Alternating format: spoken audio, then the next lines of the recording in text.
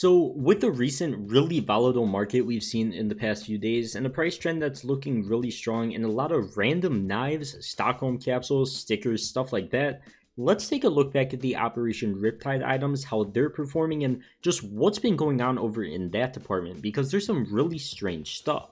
So as always, if you enjoy, don't forget to leave a like and subscribe to the channel if you're new, and check out the sponsor, SkinsMonkey.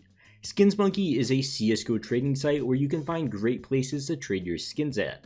And just to prove it, here's me trading up my USPS monster mashup for a StatTrak AK cartel, and it's practically a break-even trade. You could even make some money, and here's how. SkinsMonkey is offering up to a $5 bonus if you sign up through that link in the description today, or just enter code SUKA in the top right when you log into the site. So be sure to sign up today with that link in the description and easily trade your old boring skins for new ones without losing tons of money.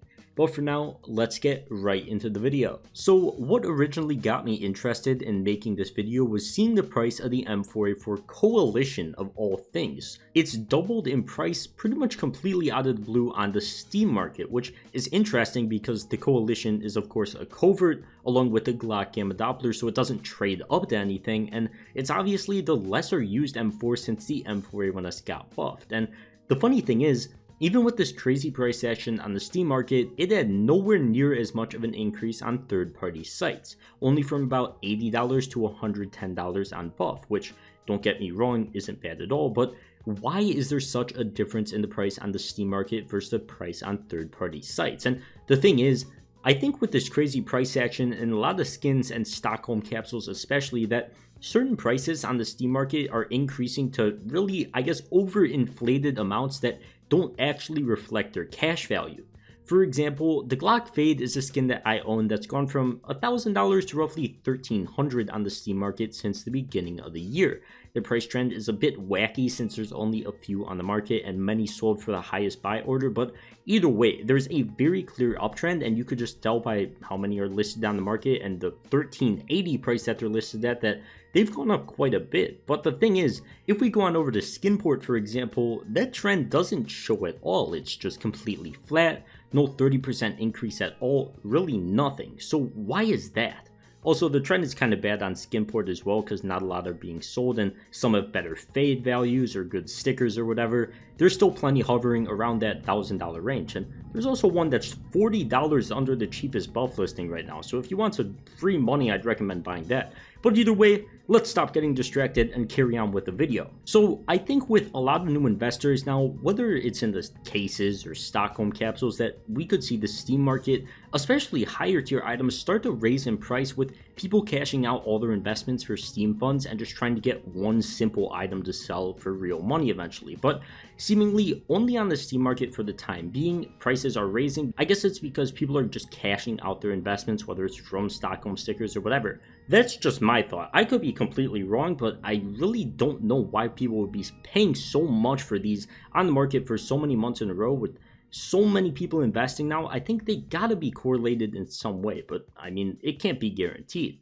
Either way, I think high tiers are good, but the ones on the Steam market seem to all be getting bought up. So we see the same thing in Operation Broken Fang items as well, like the Op Fade, which makes it really interesting. It's gone from high 800s, low 900s to $1,050 on the Steam market in just the past month. And once again, just like the Glock Fade, if we go to check the price on buff, there's really no action at all. It hasn't increased at all, especially not $150. So if you want to stock up on capsules next major and don't like your high tier skin or think the capsules can turn you a bigger profit, if they're this much ahead in price on the Steam market and still increasing while their cash value isn't, it might be a good idea to sell them on the Steam market just to buy capsules to flip and eventually make a profit from that. Because if you're confident in the next capsules that come around, very obviously you can wait until they actually come, see what the stickers look like, and then sell. But it might be a good option to actually make some good money by selling a high tier skin on the Steam market of all places, and then getting the capsules, selling those on the Steam market or whatever, buying your high tier skin back, and then hopefully having a lot of profit with it. There's a million other ways you could do it, but that's just the easiest way and easiest way to explain as well. But you get the point, there's money to be made. So overall, I think it's really interesting to see how the Steam market and third-party sites don't really seem to be correlating as much in a time like this, but there's definitely potential to get some easy Steam balance off it if you need some. But With that being said, I still think despite what happens with these new Operation skins in the next few weeks or months, whether they get affected by the summer hype and have a spike like we saw in Operation Broken Fang skins when it was summertime then, or if there just isn't any summer hype at all and they slowly increase a tiny bit, they stay at the same level or slowly decrease, either way, when that next operation comes around, I think they're going to have that same fate as Broken Fang skins and just have a massive dip, and from what I've seen so far and what everybody's seen so far, not recover for a long time and just sort of hover around this range. So because of that, in my opinion, if you're still holding onto them and we do see this summer hype, I would absolutely sell then. Personally, I'm just not a big fan of these things for like the next year at least.